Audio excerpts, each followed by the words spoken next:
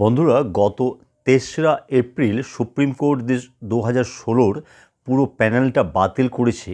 সেই প্যানেলে যারা যারা চাকরি হারিয়েছেন তাদেরকে বিদ্যালয়ে পুনর্বহাল করা হয়, তার জন্য আজ সুপ্রিম কোর্টে পুনরায় আবেদন করা হলো।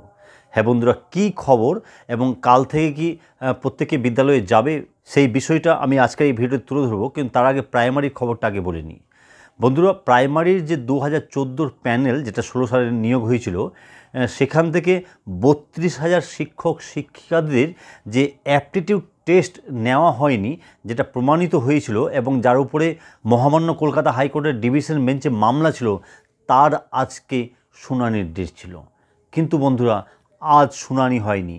শুনানি তো হয়নি, কিন্তু খারাপ খবর এটাই যে এই মামলাটি যে বেঞ্চে চলছিল, বিচারপতি সৌমেন সেনের বেঞ্চে, সেই বেঞ্চের বিচারপতি সৌমেন সেন কিন্তু আজ এই মামলা থেকে সরে দাঁড়ান। যদিও তিনি এর পিছনে কারণ হিসাবে দেখিয়েছেন যে তার ব্যক্তিগত কারণের জন্য তিনি সরে দাঁড়াচ্ছেন, কিন্তু সেটা কি প্রপার কারণ?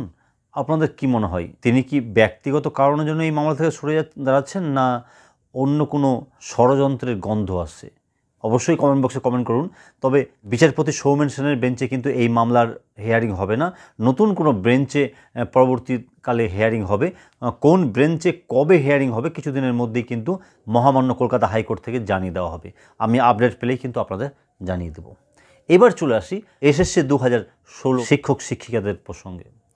বন্ধুরা, গত ৩রা এপ্রিল এই প্যানেলটিকে সুপ্রিম কোর্ট দ্বারা বাতিল করার পর বিভিন্ন জায়গায় বিভিন্ন মহলে কিন্তু যথেষ্ট আলোড়ন পড়ে গেছে এবং এই খবরটি কিন্তু সব জায়গায় শিরোনামে রয়েছে।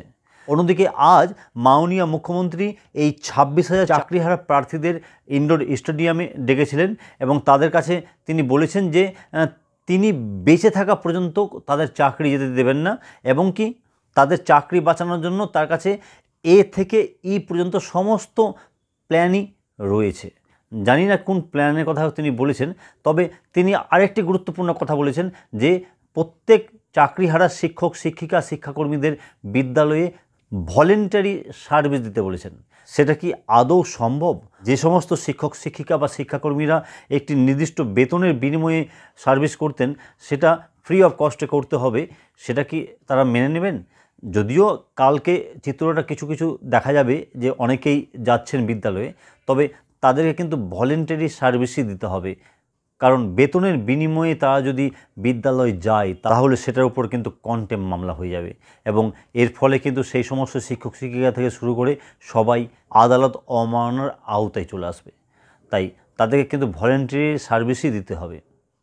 অন্যদিকে ৩রা এপ্রিল এই ২০১৬ প্যানেলটি ক্যান্সেল হওয়ার পর পর্ষদ থেকে বা স্কুল সার্ভিস কমিশন থেকে কোনো নোটিফিকেশান প্রকাশ করা হয়নি যে সেই সমস্ত শিক্ষক শিক্ষিকা বা শিক্ষাকর্মীরা বিদ্যালয়ে যাবেন কি যাবেন না। আর এরই মধ্যেই কিন্তু আজ পর্ষদ সুপ্রিম কোর্টে গিয়ে হাজির। হ্যাঁ বন্ধুরা, পর্ষদ সুপ্রিম কোর্টে গিয়ে এই প্যানেলটি বাতিলের বিস্তারিত ব্যাখ্যা চেয়েছে এবং কি তারা আবেদন করেছে যে যারা যারা এই প্যানেলের শিক্ষক শিক্ষিকা বা শিক্ষাকর্মীরা ছিলেন, যাদের চাকরি চলে গেছে, তাদেরকে যেন যতদিন না নিয়োগ প্রক্রিয়া সম্পন্ন করা হয় ততদিন যেন তাদের পুনর্বহাল করা হয়, অর্থাৎ তাদের বেতনটা যেন রানিং থাকে। তবে সুপ্রিম কোর্টের কাছে মধ্যশিক্ষা পর্ষদের এটা আবেদন মাত্র। এই আবেদনে সুপ্রিম কোর্ট সাড়া দেবেন কি দেবেন না সেটা তো সময় বলবে। তবে পর্ষদ একটি আবেদন রেখেছে, দেখা যাক সুপ্রিম কোর্ট এই আবেদনের পরিপ্রেক্ষিতে কী সাড়া দেয় বা দেয় না। যে কোনো ধরনের খবর পেলেই কিন্তু আমরা আমাদের এই চ্যানেলে তুলে ধরবো। তাই সেই ভিডিওটা পেতে অবশ্যই চ্যানেলটিকে সাবস্ক্রাইব করে পাশাপাশি বেল আইকন প্রেস করে অল করে আমাদের সঙ্গে থাকুন। তাহলে আজকের খবর এইটুকুই, দেখা হচ্ছে পরবর্তী খবরে। ততক্ষণের জন্য সকলে ভালো থাকুন ও সুস্থ থাকুন। ধন্যবাদ।